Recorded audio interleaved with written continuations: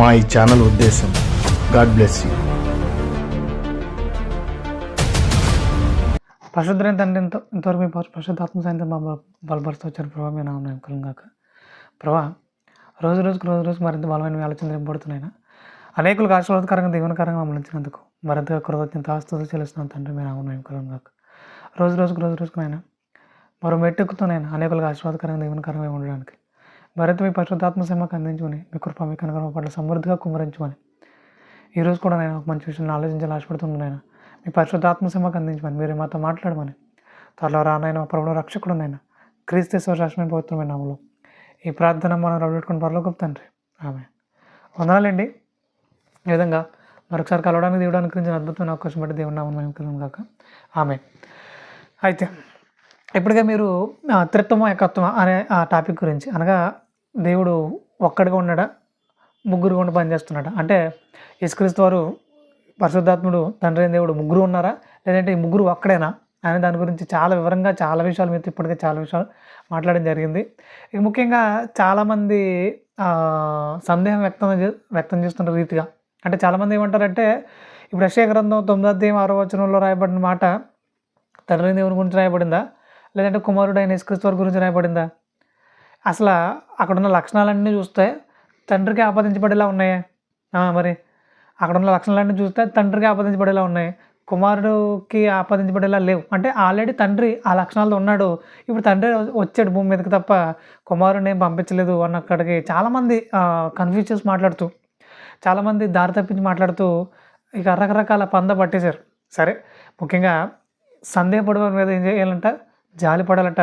So అలా జాలిపడే ఈరోజు ఆ యెషయా గ్రంథం 9:6 ఉన్న ఆ సందర్భాలన్నింటినీ ఒక్కొక్కటిగా మేము ముందుకు తీసుకురావాలని ఆశపడుతున్నాను. అది యేసుక్రీస్తు వారికి ఎలా అప్లై అయింది, యేసుక్రీస్తు వారు వాటికి సరిపడ్డా లేదా, వాటన్నిటిని ఒక్కో టాపిక్గా మేము ముందుకు తీసుకోవాలని ఆశపడుతూ ఉన్నాను. ఖచ్చితంగా మీరు వీటన్నిటిని వినాలి, నేర్చుకోవాలి. ఇలా వాక్యాన్ని వక్రీకరింపజేసే విధంగా ఎవరైతే ఉన్నారో వారు అందరికీ బుద్ధి చెప్పే విధంగా మీరందరూ ఉండాలి. సో అలా అంటే గొప్పదైన కృప, గొప్పదైన కనికరం దేవుడు మీకు అనుగ్రహించలాగా ప్రార్థన చేస్తూ ఉన్నాను. రైట్. అయితే ముఖ్యంగా ఈ రోజున చాలామంది చాలా రకాల బోధలు జరిగిస్తూ ఉన్న పరిస్థితి. సో మరి ఇప్పుడు ఏ బోధ నమ్మాలి, అసలు ఏం వినాలి, ఏ బోధ నమ్మాలి, ఎలాంటి బోధ మనం వింటే సత్యంలోకి అడుగు వేయగలుగుతాం అని అంటే, ఇప్పుడు వినేది మనం చాలా జాగ్రత్తగా చూసుకోవాలని బైబిల్ చెప్తుంది. ఎక్కడంటే మార్కు సువార్త 4:24 ఈ మాట మనకు కనబడుతుంది. ఏమంట, మరియు ఆయన మీరేం వింటున్నారో జాగ్రత్తగా చూసుకునండి, మీరు ఎట్టి కొలతతో కొలుతురో మీకు నట్టు కొలతనే కొలబడును, మరి ఎక్కువగా మీకు ఇవ్వబడును అని అంటున్నాడు. అంటే మీరు ఏదైతే వినాలనుకుంటున్నారో అది దాన్ని జాగ్రత్తగా చూసుకోకపోతే చాలా నష్టపోతారు అంటున్నాడు. మీరేం వింటున్నారు, మీరు జాగ్రత్తగా చూసుకోండి అంటున్నాడు. మరి జాగ్రత్తగా చూసుకోకపోతే నష్టమా అంటే ఖచ్చితంగా నష్టమే.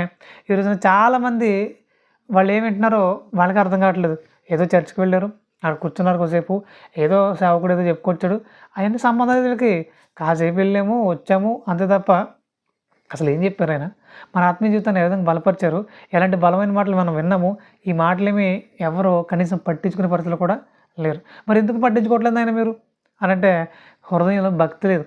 హృదయంలో భక్తి ఉన్నప్పుడు నా ప్రభువు నాతో ఏం మాట్లాడతాడని ఆ ఆశతో ఎదురు చూస్తూ ఉంటాం. దావీదు గారు కూడా మాట్లాడితే ఒకనొక చోట దేవుని మందిరంకు వెళుదామని జనులు నాతో అన్నప్పుడు నేను చాలా సంతోషపడిపోయిన అంటున్నాడు. సంతోషంతో గంతులేసేసాను అంటున్నాడు. సంతోషంతో గంతులేసేవలసిన పని వచ్చింది నాయన అంటే చాలా ఆశగా ఉంది మందిరం మీద, అక్కడ చెప్పబడుతున్న సంగతుల మీద, దేవుని ఆలోచనలతో నింపబడుతున్నాను ఒక బలమైన ఆ సంతోషం అతనిలో పుట్టింది. మరి ఇలాంటి సంతోషం ఈరోజు ఎంతమందిలో పడుతుంది? దేవుని మందిరంకి వెళ్తున్నాం, దేవుడు ఈరోజు నాతో మాట్లాడుతున్నాడు, ఖచ్చితంగా వాటన్నిటిని నేను హృదయంలో నింపుకోవాలి, బలంగా తయారవ్వాలనే ఆలోచన విధానం ఎంతమంది కలిగి ఉన్నారు? సో మీరేం వింటున్నారో జాగ్రత్తగా చూసుకోండి అంటున్నాడంటే, అంటే వినే బోధలో కూడా చాలా కల్తీ జరుగుతుందనే విషయం మనకు అర్థమవుతుంది. ఈరోజు చాలామంది చెప్పేయడమే కదా, ఏదో ఒకటి చెప్పేద్దాం అని అక్కడికి నిలబడిపోయి వాళ్ళు ఏం చెప్తున్నారో వాళ్ళకు ఇంత ఉండట్లేదు. ఎక్కడ స్టార్ట్ చేశారు, ఎక్కడ ముగిస్తున్నారు కూడా అసలు పందా కుదరట్లేదు. ప్రారంభిస్తున్నారు, అసలు ప్రారంభించిన దానికి ముగించిన దానికి సంబంధం లేకుండా ముగిస్తున్నారు. మధ్యలో రకరకాల పాటలు పాడుతున్నారు. అసలు ఒక ప్రసంగాన్ని ఎత్తుకున్న తర్వాత, ఒక టాపిక్ తీసుకున్న తర్వాత, సో ఆ టాపిక్ని కంప్లీట్గా ముందు తీసుకెళ్ళేలా ఉండాలి. కానీ ఈ మధ్యలో 4 పాటలు పాడడం వల్ల అసలు ఏం మాట్లాడుతున్నారు, అసలు అంతకుముందు ఏం మాట్లాడారు, ఈ పాడతారు అసలు ఏం మాట్లాడుతున్నారు, దానికి కూడా సంబంధం లేకుండా కన్ఫ్యూజ్ అయిపోయి ఏదో చెప్పారులే ఏదో విన్నావులే అన్న కాడికి ఈ రోజున విశ్వాసులు కూడా తయారయ్యారు. అలా తయారవడానికి కారణం ఎవరు? ఈ రోజున బోధించేవారు ఇలాగా రకరకాలుగా కన్ఫ్యూజ్ చేసేసి ఏదో పాట ఎత్తేసి మళ్ళీ ఆ పాటలో ఇంకో పాటలోకి వెళ్ళిపోయి, ఆ పాటలో ఇంకో పాటలోకి వెళ్ళిపోయి, అది ఇది చేసేసి కన్ఫ్యూజ్ చేసేసి ఆమెన్ అంటే ఆమెన్ సరే ఆమెన్ అని చెప్పేసి వచ్చేస్తున్నారు ఇంటికి. వీళ్ళు ఏం నేర్చుకున్నారంటే ఏం నేర్చుకోవట్లేదు.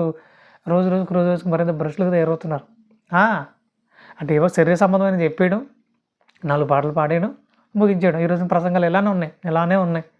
సత్యం ఏంటి? సత్య సంబంధమైన ఆలోచనలు ఏంటి? సత్యాన్ని మనం ఏ విధంగా ప్రజలకు తీసుకెళ్ళాలనే ఆలోచన విధానం చాలా మందిలో లేదు.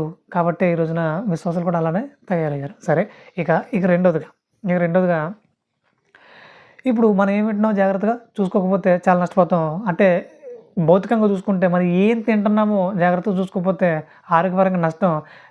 ఆధ్యాత్మిక పరంగా ఏం వింటున్నామో చూసుకోకపోతే ఆత్మీయ జీవితానికి నష్టం. సో ఈ రెండింటిని జాగ్రత్తగా ఆలోచించి మీరు తీసుకోవాలి. తర్వాత ఇదే విషయం గురించి మాట్లాడుతూ యాకోబు రాసిన పత్రిక 1వ అధ్యాయం 21వ వచనంలో అంటాడు. యాకోబు రాసిన పత్రిక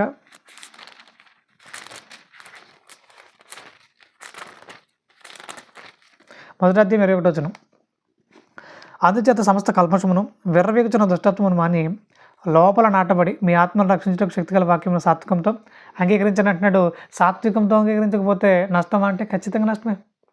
ఈరోజు చాలామంది చెప్పారా అని చెవులు తిప్పుకున్న వాళ్ళు కొంతమంది, ఫోన్ చూస్తున్న వాళ్ళు కొంతమంది.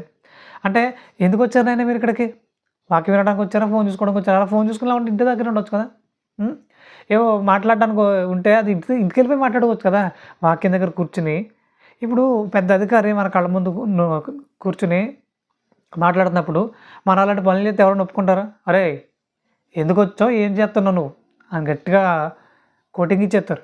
మరి ఇప్పుడు దేవుడు బాధపడ్డా, ఆయన ఎంత గొప్ప దేవుడు. సో మరి ఇప్పుడు ఆయన మాట్లాడుతున్నప్పుడు మన ఫోన్ చూసుకోవడం, ఆయన మాట్లాడుతున్నప్పుడు పక్కన ఉన్న వాళ్ళతో మాట్లాడడం, జోకులు వేసుకోవడం, అసలు ఏమైనా పందా కుదురుతుందంటే నో, అసలు అది ఏమాత్రం కూడా మంచి పద్ధతి కాదు. ఇక తర్వాత వచ్చిన మాట్లాడుతూ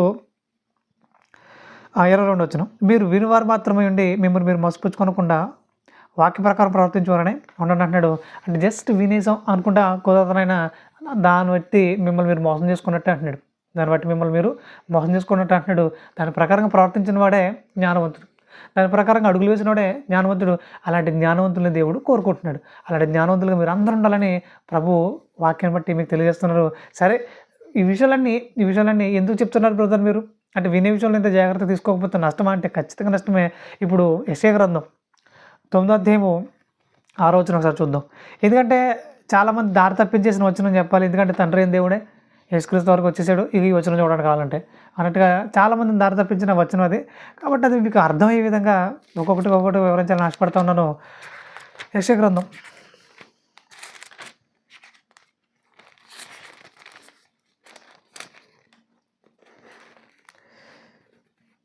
50 మనకు శిశువు పుట్టెను, మనకు కుమారుడు అనుగ్రహింపబడెను అంటున్నాడు. అంటే యెషయా గారు తన ప్రవచన గ్రంథంలో రాస్తూ అంటే ఇంచుమించుగా కొన్ని 100 సంవత్సరాల క్రితం, అంటే 700 సంవత్సరాల క్రితమే ఈ మాట రాయబడుతుంది. అంటే ఇది 100 సంవత్సరాల క్రితం రాయబడుతున్న మాట ఎవరి గురించట? యేసుక్రీస్తు వారి గురించట. మనకు శిశువు పుట్టెను అంటున్నాడు. అంటే అప్పటికే యేసుక్రీస్తు వారు పుట్టేశాడా? యేసుక్రీస్తు వారు అప్పటికే పుట్టేశారా? మనకు కుమారుడు అనుగ్రహింపబడను అంటున్నాడు. అప్పటికే అనుగ్రహింపబడ్డాడు ఆయన. అసలు ఏం జరిగింది? పుట్టడం ఏంటి అప్పుడే? దీని గురించి కూడా వీలైతే ఖచ్చితంగా ఒక టాపిక్ మాట్లాడే ప్రయత్నం చేస్తాను. అప్పుడే పుట్టడం ఏంటి? కన్య గర్భంలో పుడుతున్నాడు కదా, మరి అప్పుడే పుట్టడం ఏంటి? అనుగ్రహింపబడడం ఏంటి? అంటే యేసుక్రీస్తు వరకు పుట్టకముందే కొన్ని 100 సంవత్సరాల క్రితం ఈ ప్రవచనం రాయబడింది. అప్పుడే పుట్టేసాడంట, అనుగ్రహింపబడ్డాడంట. మరి దీని మర్మం ఏంటి? వీలైతే ఖచ్చితంగా దీని గురించి కూడా కొన్ని విషయాలు మాట్లాడే ప్రయత్నం చేస్తాను. ఓకే, ఇప్పుడు మనకు శిశువు పుట్టెను, మనకు కుమారుడు అనుగ్రహింపబడను అంటున్నాడు. ఆయన భుజముల మీద రాజ్యభారం ఉన్నదట.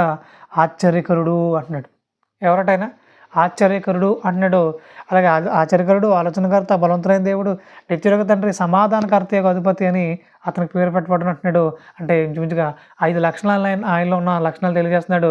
ఈ 5 లక్షణాలు ఖచ్చితంగా వీలైతే ఒక 5 టాపిక్స్గా మీ ముందుకు తీసుకురావాలని ఆశపడుతూ ఉన్నాను. ముఖ్యంగా ఈరోజు ఆశ్చర్యకరుడు అంటున్నాడు. ఇప్పుడు ఆశ్చర్యకరుడు అంటే ఎవరు?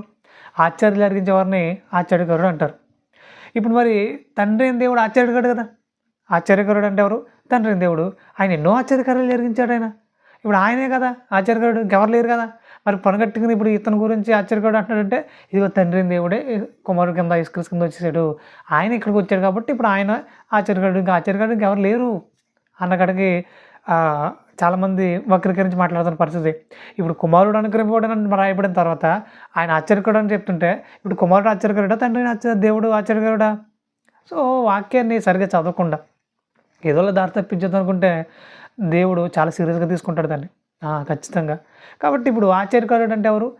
కుమారుడు అయిన యేసుక్రీస్తు వారి గురించి రాయబడిన మాట ఇది. ఇప్పుడు ఆయన ఏమైనా ఆశ్చర్యకార్యాలు చేశాడా? ఎవరైనా ఆశ్చర్యపరిచాడా? ఆయన ఏమైనా ఆయన జీవితంలో ఆశ్చర్యపరిచే క్రియలు ఏం చేశాడా? ఒక్కొక్కటిగా వాటన్నిటిని పరిశీలించే ప్రయత్నం చేద్దాం. రైట్. మత్తయి సువార్త 7వ అధ్యాయము 8వ వచనం.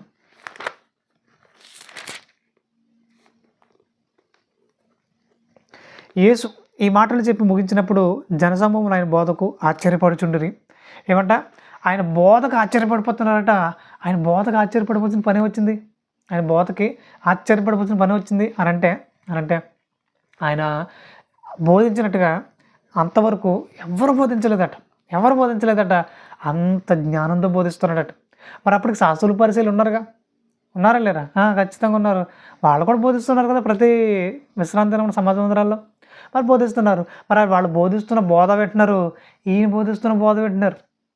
వాళ్ళు ఆల్రెడీ ఇప్పటివరకు బోధించిన బోధలు ఎన్నో వినేశారు, అనుకున్నారు, వదిలేశారు. కానీ ఇప్పుడు ఈయన బోధిస్తుంటే చాలా ఆశ్చర్యంగా ఉందంట, చాలా ఆశ్చర్యం కలిగిస్తుందంట.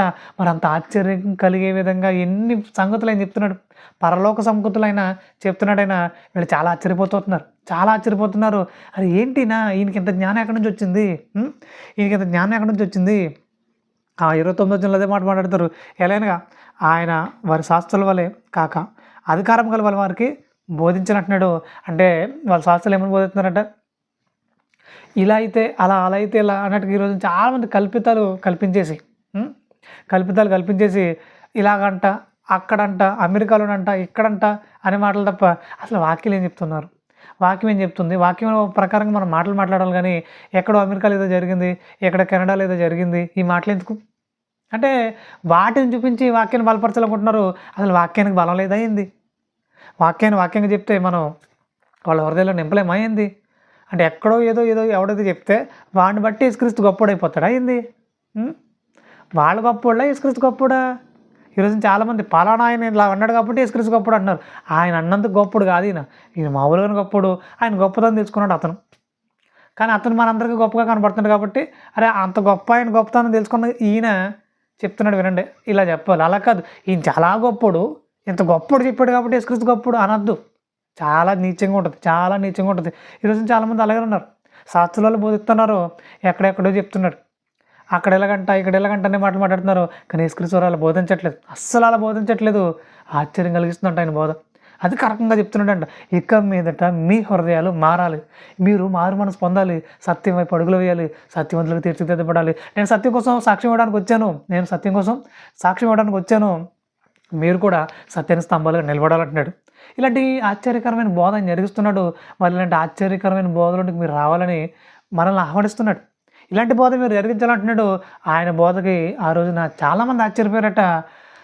శాస్త్రుల పరిచయం వల్లే ఆయన బోధ లేదట. మనం కూడా అబద్ధ బోధకుల్లాగా మన ఆలోచన విధానం ఉండకూడదు. ఇప్పుడు యోహాను రాసిన మొదటి పత్రిక 4వ అధ్యాయం 1వ వచనంలో కానివ్వండి, ఇతరు రాసిన మొదటి పత్రిక 2వ అధ్యాయం 1వ వచనంలో కానివ్వండి, వాళ్ళ గురించి రాయబడుతుంది. అబద్ధ బోధకులు అంటున్నాడు. అబద్ధ బోధకులు అనేక మంది వచ్చేసారట. అలాంటి బోధన విధానం మన హృదయాల్లో ఉండకూడదు. అలాంటి బోధలు మనం చేయకూడదు, అలాంటి బోధ మనం వినకూడదు. ఇప్పుడు ఎవడో కుళ్ళిపోయిన వాటి అన్నింటినీ తీసుకొచ్చి తక్కువ రేటుకి ఇచ్చేస్తున్నట్టు తీసుకుంటామా? ఎందుకు తీసుకుంటాం? కుళ్ళిపోయినవి ఇవంతా అసలు తినడానికి తినడానికి పనికిరానివి మేము తినలేము, మేము కొనలేము, ఫ్రీగా ఇచ్చేస్తారని వద్దు బాబోయ్ మీకు దండ మాకు వద్దంటాం. అంటే కుళ్ళిపోయిన వాటిని చెడిపోయిన వాటిని ఎవరైనా ఫ్రీగా ఇచ్చినా తీసుకోమే.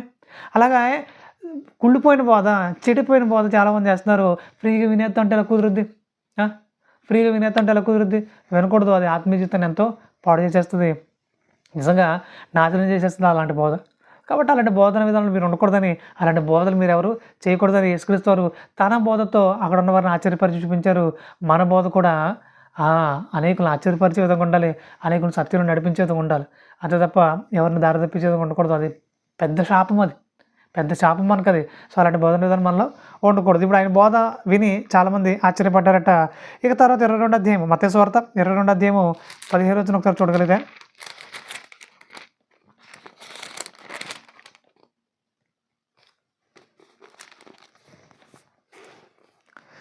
అప్పుడు పరిసయ్యులు వెళ్ళి మాటలలో ఆయనను చిక్కుపరచాలని ఆలోచన చేయొచ్చు. బోధకుడా, నీవు సత్యవంతుడు అయ్యండి, దేవుని మార్గం సత్యంగా బోధించుచున్నావనియు, నీవు ఎవరిని లక్ష్య పెట్టవనియు, మోమాటం లేనివాడు అనియు ఎరుగుదము. ఆయన గురించి పరిసయ్యులు సాక్ష్యమిస్తున్నారు. ఏమంట?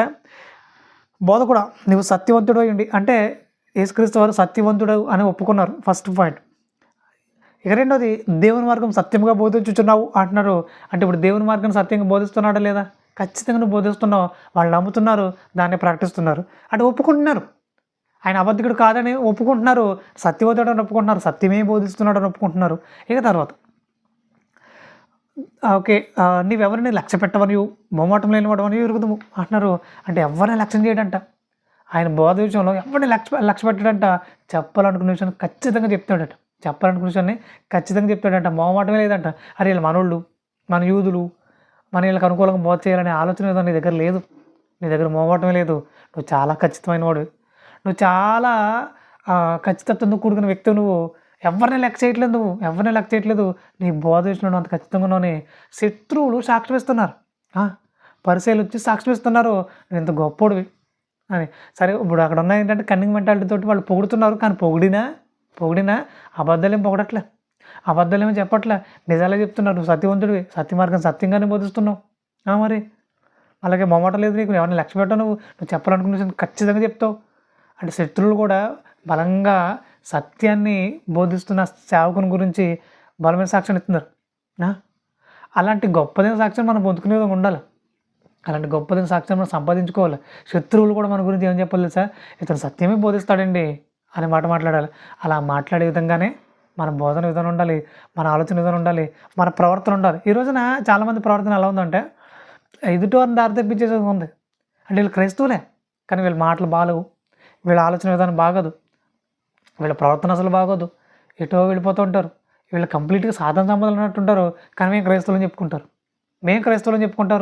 వీళ్ళు ఏది పద్ధతి బాగోదు, క్రైస్తవులని చెప్పుకోవడం వల్ల ఏం ఉపయోగం? అంటే మన బ్రతుకు, మన ప్రవర్తన అనేకులను ఆశ్చర్యపరిచే విధంగా ఉండాలి, అనేకులకు మాదిరికరంగా ఉండాలి. వీడు ఖచ్చితంగా ఉంటాడు, దేవుల్లో నమ్మకంగా ఉంటాడని మంచి సాక్ష్యం సంపాదించుకోవాలి. అంతేగాని దేవుడు నమ్ముకున్నాడని చెప్పుకుంటాడు అంతే. మరి ఏంటంట, వీడంత నీచుడు, వీడంత దుర్మార్గుడు, వీడంత భ్రష్టుడు ఎవడు ఉండడు. ఇక మనమే బెటర్రా బాబు, కొంచెం పద్ధతిగా మాట్లాడతాం, మనమే బెటర్రా బాబు, కొంచెం పద్ధతిగా ప్రవర్తిస్తాం. ఇటు దేవుడు నమ్ముకున్నాడు చెప్పుకున్నాడేమో కానీ వీడంత నీచమైన ప్రవర్తన ఎవడు ప్రవర్తించడు, అంత వరస్టుడు అనే విధంగా ఒక క్రైస్తవుడు ఉండకూడదు. అది ఎవరికి అవమానం? క్రీస్తుని నమ్ముకున్న వారికి అవమానమా, లేదంటే క్రీస్తుకు అవమానమా? ఇది ఒకసారి ఆలోచించాలి కదా. ఇప్పుడు యేసుక్రీస్తు నేను నమ్ముకున్నాను, నేను వరస్ట్ బతుకుతున్నాను, ఇప్పుడు ఎవరికి అవమానం? యేసుక్రీస్తు వారికి. ఇప్పుడు నువ్వు ఎవరి కుమారుడు అని అంటారు కదా, నువ్వు ఎవరబ్బాయి అంటారు. ఎందుకు అబ్బాయి నీకు ఎందుకు, నేను ఎవరి అబ్బాయి అయితే నీకు ఎందుకు అంటే, ఇంత వరస్ట్గా ఉన్నావు అంటే మీ నాన్న అంటాడు. ఇలాగే మాట్లాడతారు ఎవరైనా సరే. ఇప్పుడు చాలా గొప్పడు అయిపోవా, అప్పుడు కూడా అడుగుతారు నువ్వు ఎవరబ్బాయి అని. పలానా వాళ్ళ అబ్బాయి అనుకో, అబ్బా ఆయన చాలా గ్రేట్ రా, పిల్లల్ని పద్ధతిగా పెంచాడు అంటారు.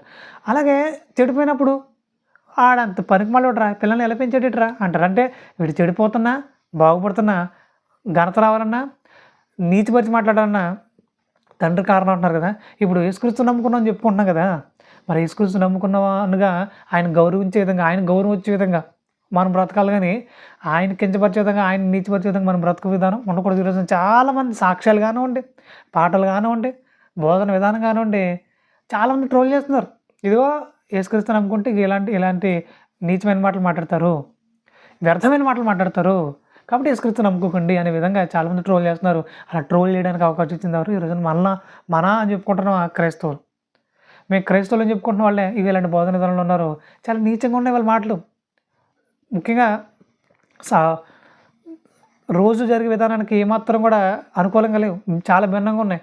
ఇక సెల్లో ఇంటర్నెట్ అయిపోయిందంటే ఎవరికోను ప్రార్థన చేసిందంట, ఇంటర్నెట్ వస్తూనే ఉందంట. ఇవన్నీ పిచ్చి మాటలు ఇవన్నీ. అక్కడ గ్యాస్ అయిపోయిందంట, ప్రార్థన చేయగానే గ్యాస్ వచ్చింది, ఎలా వచ్చేస్తుంది?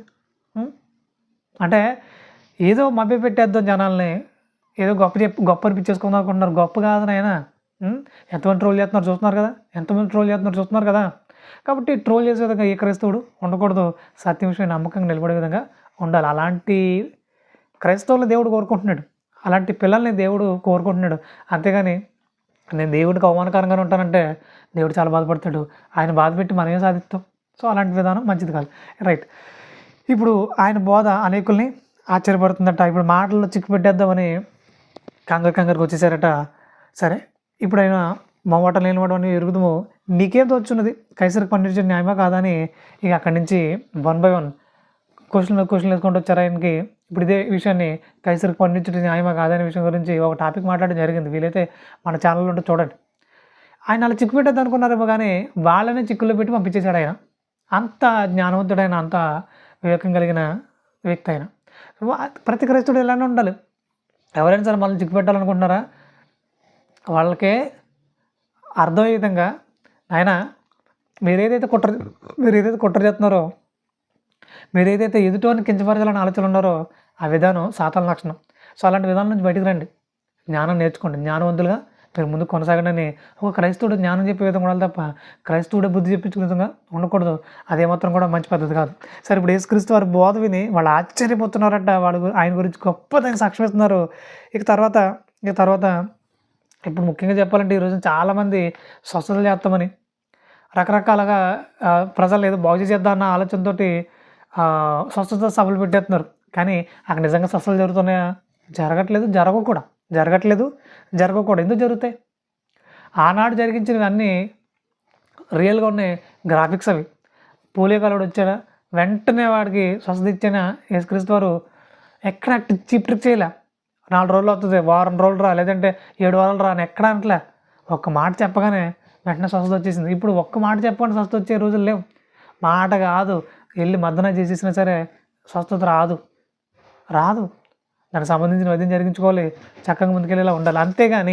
అంతేగాని ఎలా అయినా సరే నేను ఏదో స్వస్థత చేసేస్తాను, ఏదో చేసేస్తానంటే అది ఏమాత్రం కూడా దేవుడు ఆమోదించే విషయం కాదు. ఇప్పుడు ఆ శక్తిని దేవుడు ఎవరికి ఇవ్వలేదు. జనం దారి తప్పించేద్దాం అని అనుకుంటే మీకంటే మూర్ఖులు, మీకంటే దౌర్భాగ్యులు ఎవరు ఉండరు. కాబట్టి యేసుక్రీస్తు వారిలో స్వస్థపరిచే విధానం ఇప్పుడు అక్కడ లేదు, ఉండదు. ఇప్పుడు అందరూ వాక్యాన్ని బట్టే ముందుకెళ్ళాలి, వాక్యాన్ని బట్టే ముందుకు కొనసాగాలి. అదే తప్ప మేము స్వస్థతలు బట్టి యేసుక్రీస్తు దగ్గర తీసుకొద్దామంటే మీరు తప్పుడు విధానంలో ఉన్నారనమాట. సరిదిద్దుకోవాలని వాక్యాన్ని బట్టి మీకు తెలియజేస్తున్నాను. ఇక తర్వాత మత్తయి సువార్త 8వ అధ్యాయం 23వ వచనంలో ఒక సందర్భం జరుగుతుంది. మత్తయి సువార్త 8వ అధ్యాయం 23వ వచనం. ఆయన దోణి ఎక్కినప్పుడు ఆయన శిష్యులు ఆయన వెంట వెళ్ళిరి. అంతటి సముద్రం మీద తుఫానులు లేచినందున ఆ దోణి అలల చేత కప్పబడిన. అప్పుడు ఆయన నిద్రించుచుండగా అంటున్నాడు. చాలామంది ఏమంటారు తెలుసా, ఆయన నటిస్తున్నాడు, వీళ్ళు ఏం చేస్తారు అని చూద్దామని నటిస్తున్నారు అంటున్నాడు. దేవుడు ఎక్కడ నటించలే, అంటే యేసుక్రీస్తు వారు ఎక్కడ నటించలేదు. మరి ఏం చేశాడు ఆయన? 100 కిలోమీటర్ల ప్రయాణం కాలినడకన నడుస్తూ సువార్త ప్రకటిస్తూ అలసిపోయాడు ఆయన. అలా అలసిపోయి నిద్రలోకి వెళ్ళిపోయాడు ఆయన. వీళ్ళు నావ తీసుకెళ్తున్నారు, ఆ ఓడ తీసుకెళ్తున్న టైంలో ఈయన అలసిపోయి నిద్రపోతున్నాడు. అమరవన ఇలా నిద్రపోతున్న ఆయన్ని వెళ్ళి లేపుతారు.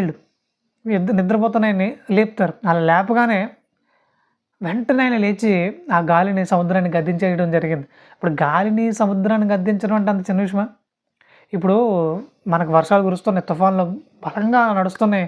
ఇలాంటి తుఫాన్ నడుస్తున్న టైంలో యేసు నామములో ఆగు అంటే ఆగిపోతాయా? ఎవడైనా చెప్తే ఆగిపోతాయా? ఇప్పుడు చాలామంది ఇలాంటి కబుర్లు చెప్పుకుంటున్నారు. ఇదిగో ఆగమని ఆగిపోయింది అంటున్నారు. ఎందుకు ఆగిపోతున్నాయినా? వర్షాకాలంలో వర్షం కురుతుంది, ఎండాకాలంలో ఎండగడుతుంది. మనం చెప్తే ఇది ఆగదు. ఇంకోటి ఏంటిదంటే ప్రభు పని జరుగుతుందా? దానికి ఏదైనా ఆటంకం ఉందా?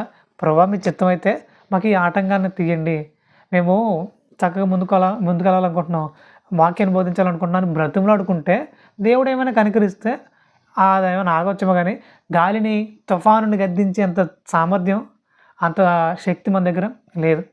ఆ రోజు ఆయన గద్దించాడట. అలా గద్దించగానే శిష్యులు ఈయన ఎవరో అని ఆశ్చర్యపోతున్నారట. అలాంటి ఆశ్చర్యక్రియలు జరిగించిన వ్యక్తి యేసుక్రీస్తు వారు. ఇలాంటి ఆశ్చర్యక్రియలు ఈ రోజున ఎవరైనా చేయగలరా అంటే చేయలేరు. కానీ చేస్తున్నాం అని చెప్పుకుంటూ తిరుగుతున్నారు, చేయలేరు. ఒకవేళ రియాలిటీకి తీసుకొచ్చేస్తే వాళ్ళందరినీ సిగ్గుపడిపోతారు. అలా సిగ్గుపడే విధంగా ఎవరు ఉండకూడదు. ఇప్పుడంతా మనం దేని మీద బేస్ అయ్యి వెళ్ళాలి? వాక్యం బట్టి బేస్ అవ్వాలి. ఆయన కార్యం జరిగిస్తే బ్రతిమలాడుకుని జరిగించుకోవాలి తప్ప ఆజ్ఞాపించే స్థాయిలో మనం ఎవరం లేము, అస్సలు లేము. కాబట్టి ఆశ్చర్యపోయారట. ఇప్పుడు అది వచ్చిన ఒకసారి మనం చూద్దాం. వారు ఆయన యొద్దకు వచ్చి, ప్రభా, నశించిపోతున్నాము, మమ్మల్ని రక్షించమని చెప్పి ఆయనను లేపి, అందుకని అల్పవిశ్వాసులారా ఎందుకు భయపడుతున్నారని వారితో చెప్పి లేచి గాలిని సముద్రంలో గద్దెంపుగా మిక్కిలి నింపమాయను. ఆ మనుషులు ఆశ్చర్యపడి ఈయన ఎట్టివాడు, ఈయనకు గాలి సముద్రంలో లోపడుతున్నామని చెప్పుకునేది. ఆశ్చర్యపడిపోరట. ఈయనెవరు? ఆశ్చర్యకరుడు ఆశ్చర్యపరుస్తున్నాడు. గాలిని సముద్రాన్ని గద్దించడం అంటే ఎవరి వల్ల ఏ పని కాదు. ఈయన గద్దించాడు, నెమలి అయిపోయిందట. ఇక తర్వాత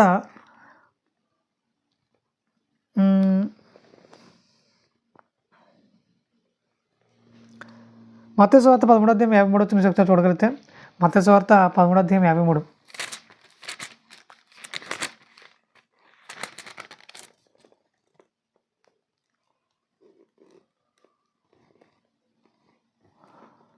యేసు ఈ ఉపమానాలు చెప్పి చాలించిన తర్వాత ఆయన అక్కడ నుండి వెళ్ళి స్వదేశమునకు వచ్చి సమాజమందిరంలో వారికి బోధించుండెను.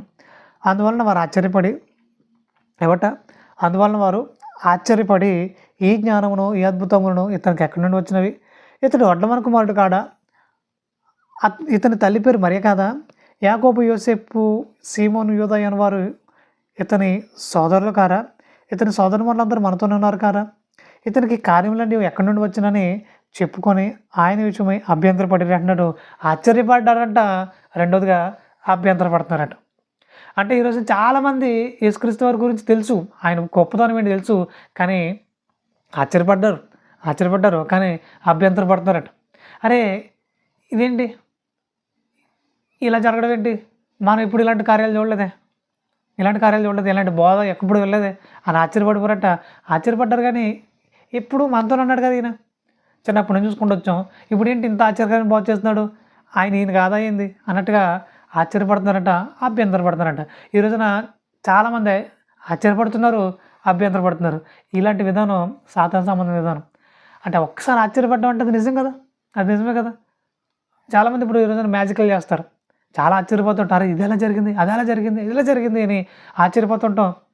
అంటే అవన్నీ చీప్ ట్రిక్స్. ఇప్పుడు ఒకడు ఇలా చేశాడు, మరి ఇంకొకడు ఎవ్వడు చేయలేడా? అలా ఇంకొకరు కూడా చేస్తున్నారు, మరొకరు చేస్తున్నారు. అంటే అలా చాలామంది చేయగలుగుతున్నారు ఆ ట్రిక్ తెలుసుకుని. కానీ ఆయన చేసినట్టుగా ఎవడు చేయలేకపోయాడు, ఎవడు చేయలేడు. అంత అద్భుతంగా ఆయన చేయడం జరిగింది, ఆశ్చర్యపోయే విధంగా చేయడం జరిగింది. ఇప్పుడు ఆయన బోధ కూడా అలాగే ఉంది. అలాంటి బోధ అప్పటివరకు ఎవరు బోధించలేదట. ఆ బోధగా ఆశ్చర్యపడిపోతున్నారట. కానీ ఈయన మనతో పెరిగాడుగా, ఈయన సోదరిమరులు మనతో ఉన్నారు కదా, ఈయన సోదరులు మనతో ఉన్నారు కదా, ఈయన వడ్లవన కుమారుడు కాడా, ఈయన తల్లి అని మరి మనకు తెలీదా? ఇలా మాట్లాడుకుంటూ ఆయన తక్కువ చేసి మాట్లాడుతున్నారు, అభ్యంతరపడుతున్నారట. ఇలా అభ్యంతరం పడిన తర్వాత ఆయన ఏమన్నాడంటే అతడు యేసు ప్రవక్త తన దేశంలోనూ తన ఇంటను తప్ప మరి ఎక్కడనైనా బలహీనుడు కాడని వారితో చెప్పాను. అంటే యేసు గురించి వారు మాట్లాడుతూ ఏమంటారంటే, ఆయన యేసు తన ఇంటను అలాగే దేశంలోనూ తప్ప మరి ఎక్కడైనా గణహీనుడు కాడని వారితో చెప్పాను అంటున్నాడు. దేశంలో కూడా ఆయనకు విలువ లేదట, ఇంట్లో కూడా ఆయనకి విలువ లేదట.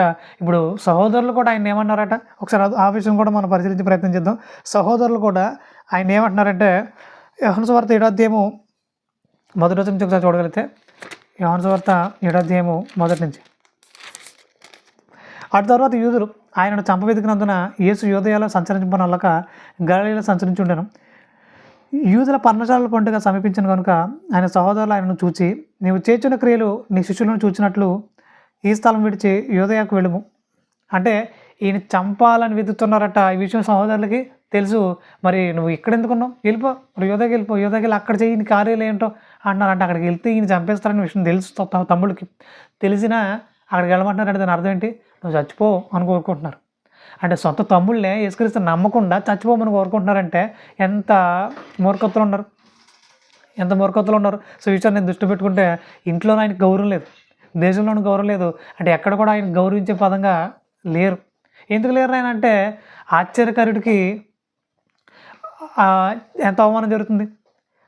ఆశ్చర్యపోవాల్సిన వాళ్ళు అవమానిస్తున్నారు. అరే మాతో పెరిగాడు ఈయన, చిన్నప్పటి నుంచి మాతో ఉన్నాడు ఈయన, మరి మాతో ఉన్నాయని ఇలాంటి గొప్ప సంగతులు చెప్తున్నారంటే మేము నమ్మేస్తామా?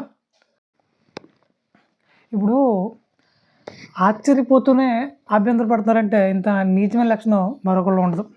సరే ఇప్పుడు మరో విషయం చెప్పాలంటే లోకసువార్త 4:24 కూడా ఆయన బోధకు ఆశ్చర్యపడతారంట, ఆయన చేసే క్రియలన్నింటిలో ఆశ్చర్యపడతారంట.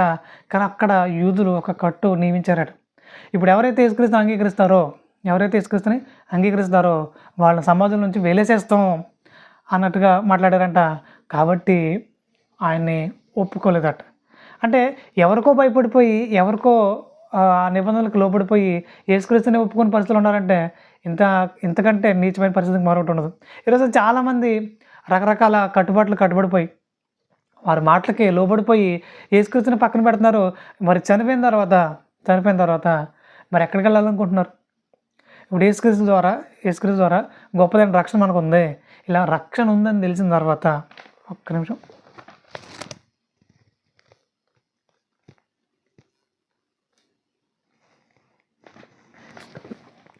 యేసుక్రీస్తు ద్వారా గొప్ప రక్షణ మనకు ఉందని తెలిసిన తర్వాత కంప్లీట్గా ఆయనకు లోబడి ఉండాలి, కంప్లీట్గా ఆయనకు నచ్చే విధంగా ఉండాలి, ఆయన మెచ్చే విధంగా ఉండాలి.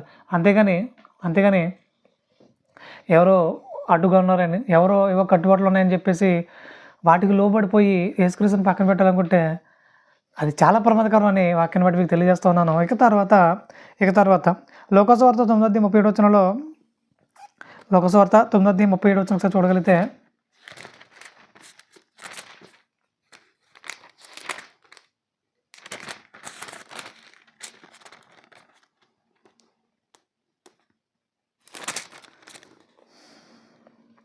మరునాడు వారు ఆ కొండ దిగి వచ్చినప్పుడు బహుజన సమూహం ఆయనకు ఎదురుగా వచ్చాను.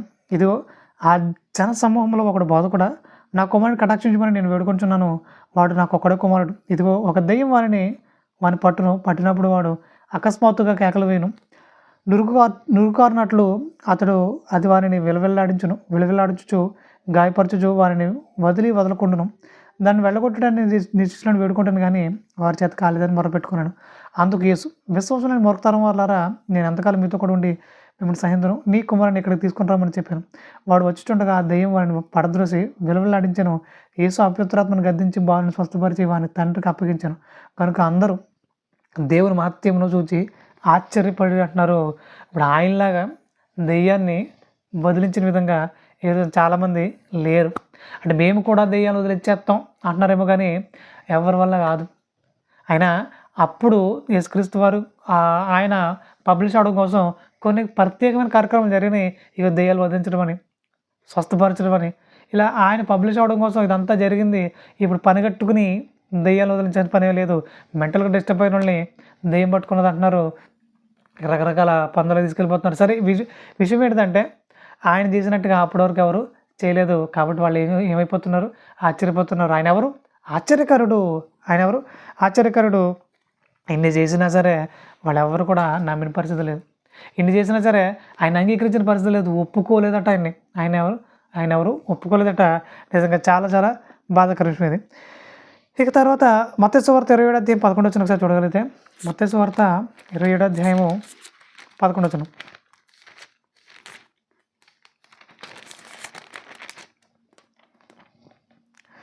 యేసు అధిపతి ఎదుట నిలిచాను. అప్పుడు అధిపతి, యూదుల రాజు నీవేనా అని ఆయన అడుగుగా, యేసు అతను చూసి నీవన్నట్టే అనను. ప్రధాన యాజకులను పెద్దలను ఆయన మీద నేరం మోపినప్పుడు ఆయన ప్రత్యుత్తరం ఏమి ఇయ్యలేదు. కాబట్టి పిలాతు, నీ మీద వీరు ఎన్ని నేరములు మోపుతున్నారు, నీవు వినలేదా అని ఆయన అడిగారు. అయితే ఆయన ఒక మాటకైనా అతనికి ఉత్తరం ఇవ్వలేదు. కనుక అధిపతి మిక్కిలి ఆశ్చర్యపడను అంటున్నాడు. అంటే ఇన్ని నేరాలు మోపుతున్నా సరే మౌనంగా ఉన్నాడట. ఎందుకు మౌనంగా ఉన్నారు ఈయన అని ఆశ్చర్యపోతున్నాడట. ఎవరు ఒప్పుకోరుగా. చిన్న తప్పు చేయకుండానే, తప్పు చేసి వెంటనే రెచ్చిపోతారు. నేను చేయలేదు అటు అని గట్టిగా చెప్తారు. ఈయనేంటి ఇన్ని నేరాలు మోపుతున్నా సరే ఏం మాట్లాడతలేదు అని అంటే, ఆయన శిలువ యాగం మనకెంతో అత్యవసరమైంది, దాన్ని అంతటిని దృష్టిలో పెట్టుకుని ఆయన మౌనంగా ఉన్నాడట. ఈ విషయాలు వాళ్ళకి అర్థం కాలేదు కదా, అందుకని వారు ఆశ్చర్యపోతారా ఏంటినా ఇన్ని నేరాలను ఒప్పుతున్నా సార్ అసలు ఏం మాట్లాడట్లేదు ఏంటి, ఎవరు ఇలాంటి నేరాలను ఒప్పుకోరు, అదే నేను చేసామని ఒప్పుకోరు, మౌనంగా ఉంటున్నారంటే దాన్ని ఒప్పుకుంటున్నట్టే కదా, మరి అసలు ఏంది కదా, ఎందుకు మాట్లాడతలేదు, అసలు ఏం జరిగింది అని వాళ్ళు ఆశ్చర్యపోతున్నారట. అలా ఆశ్చర్యపోయే విధంగా ఆయన మౌనం వహిస్తున్నాడట. ఎందుకు ఆ మౌనం? మన గురించే కదా. సో మనం కూడా కొన్నిసార్లు చేయని పొరపాట్లు, చేయని తప్పులు మన మీద మోపుతూ ఉంటారు, నిందలేస్తూ ఉంటారు. ఆ సమయంలో నేను చేయలేదు అని మొత్తానికి అందరిని హడావుడి చేయాల్సిన పనేం లేదు, అస్సలు లేదు. మరి ఏం చేయాలండి అనంటే ప్రభువుని బట్టి మౌనంగా ముందుకెళ్ళిపోవాలి. ఎందుకంటే ఇప్పుడు దాన్ని పబ్లిష్ చేసేసి దాన్ని గట్టిగా అడవడం చేసేసి నేను చేయలేదని గట్టిగా అడవడం వల్ల ఇప్పుడు విషయం ఏంటిదంటే అది కొద్దిమంది నమ్మొచ్చు. కానీ కొన్నిసార్లు మౌనంగా ఉండడం వల్ల ఆ తర్వాత మన మంచితనం ఏదైతే ఉందో, మనం చేసిన మేలు ఏదైతే ఉందో బయటపడుతుంది. అప్పుడు అనేక మంది ఆశ్చర్యపోతారు. అలా ఆశ్చర్యపోయే విధంగా మనం బ్రతుకుండాలి, సహించే విధంగా మనం బ్రతుకుండాలి, అనేకులను ఆశ్చర్యపరిచే విధంగా మనం బ్రతుకుండాలి. అంతేగాని అలరలరుగా మాటకు మాట అనేద్దాం, దెబ్బ కొట్టేద్దాం అన్నట్టు ఉండదు. వాడు క్రైస్తవుడుగా ఆడు. మరి ఎవరంటారు? సాతాను సంబంధం అంటారు. సాతాను సంబంధాలకు ఏ క్రైస్తవుడు ఉండకూడదు. ఇక తర్వాత 25 వచనం చూడగలిగితే మత్తయి సువార్త 20వ అధ్యాయము 25వ వచనం. అందుకు ప్రజలందరూ వాని రక్తం మా మీదను మా పిల్లల మీదను ఉండునుగా కానిరి. అంటే ఎన్ని మేలులు చేశాడైనా, ఎన్ని ఆశ్చర్యకార్యాలు చేశాడైనా వీటన్నిటిని పక్కనెట్టేసి ఎలా అయినా సరే అతను చంపేయండి, ఒకవేళ విడుదల చేసే ఏదైనా ఆ క్రమం ఉందంటే కనుక మాకు బరబ్బాని ఇవ్వడం తప్ప యేసుక్రీస్తు మాకు వద్దు, ఇతన్ని చంపేయండి అని అంటే నా వల్ల కాదనైనా ఇతను చంపడం అని చేతులు కట్టుకుంటాడు పిలాతు. అప్పుడు వీళ్ళేమంటారు? అతని రక్తం మా మీద మా పిల్లల మీద వచ్చినాక అంటున్నారు. అంటే ఎంత పైశాచికలకు వెళ్ళిపోతున్నారు వీళ్ళు. ఈయన ఆశ్చర్యకార్యాలు చేశాడు, ఈయన అద్భుతాలు చేశాడు, ఈయన స్వస్థతలు చేశాడు, ఎంతో గొప్ప కార్యాలు చేశాడు. ఇలాంటి ఆయన ఉంచుకోవాలి కదా వీళ్ళు. ఇలాంటి ఆయన్ని గొప్ప చేసి అనేక మంది చాటాలి కదా. ఇలా చాటకుండా ఆయన్నే సిలువ వేసే, ఆయన్నే చంపేయాలనే ఆలోచనలో ఉన్నారంటే ఎంత క్రూరులుగా ఉన్నారు వీళ్ళు, ఎంత క్రూరులుగా ఉన్నారు. ఇలాంటి క్రూరత్వం ఈ రోజున చాలామందిలో సాతాను నింపేసింది. ఇలాంటి త్యాగమూర్తిని చాలామంది కించపరిచి మాట్లాడుతున్నారు. మరి ఎందుకనైనా మీరు అంత కించపరిచి మాట్లాడుతున్నారు? ఆయన మీకు ఏమైనా కీడు చేశాడా? ఆయన మీకు ఏమైనా అన్యాయం చేశాడా అంటే ఎక్కడ అన్యాయం చేసింది లేదు, ఎక్కడ కీడు చేసింది లేదు. యేసుక్రీస్తు నమ్ముకున్నామని చెప్పుకుంటూ కొంతమంది దొంగలు చేసిన పనులు బట్టి, కొంతమంది జరిగిస్తున్న అబద్ధాలను బట్టి, మోసాలను బట్టి యేసుక్రీస్తుని దూషించడం సరైన పద్ధతి అయితే కాదు. ఇప్పుడు అలా దూషించాలని అనుకుంటే ఈ రోజున జరిగిస్తున్న వారు చాలామంది ఉన్నారు. అన్యజనుల్లో స్వామీజీలు కానివ్వండి, రకరకాల వాళ్ళు ఉన్నారు. వాళ్ళని బట్టి హిందుత్వం మొత్తం అంతటినే దూషించాలనుకున్నా, వారి దేవుళ్ళు దూషించాలనుకున్న క్షణం పట్టదు. అలా ఇప్పుడు మేము చేయలేదే, అది పద్ధతి కాదు, అది మాకు తెలుసు. కానీ మీకైతే తెలియట్లేదు. ఎవరో ఏదో చిన్న పొరపాటు చేశారని దాన్ని బట్టి యేసుక్రీస్తుని దూషించడం ఏమాత్రం సరైన విధానం కాదు. కానీ ఈరోజు చాలామంది అలాగే తయారయ్యారు. అది మంచి పద్ధతి కాదు. ఇక తర్వాత తిమోతి రచన 2వ పత్రిక 4వ అధ్యాయము 2వ వచనం ఒకసారి చూడగలిగితే, తిమోతి రచన 2వ పత్రిక